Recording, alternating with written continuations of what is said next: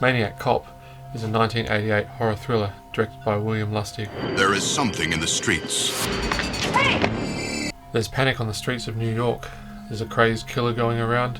Nobody knows who it is, but what we do know is that it's a Maniac Cop.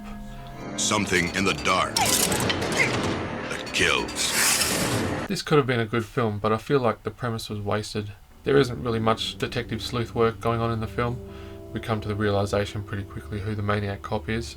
If it was me, I would have put in there half a dozen dirty cops, and it's up to you to figure out who the Maniac Cop is. But there was none of that going on. It came down to just being a slasher flick.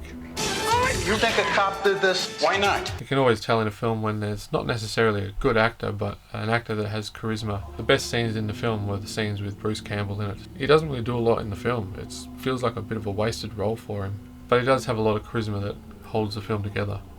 The makeup effects, the gore and the blood are okay, but it's nothing special. You with your great attitude really makes things nice. You know, I'll tell you something else. The film cost $1.1 million to make, and it only made back just over $600,000 of that, so I'm not really sure why there were a second and a third film of Maniac Cop. Bruce Campbell himself said he didn't really think the film was that great. He's in the second film, but he decided to opt out for the third one. This is one maniac you'll have to face alone.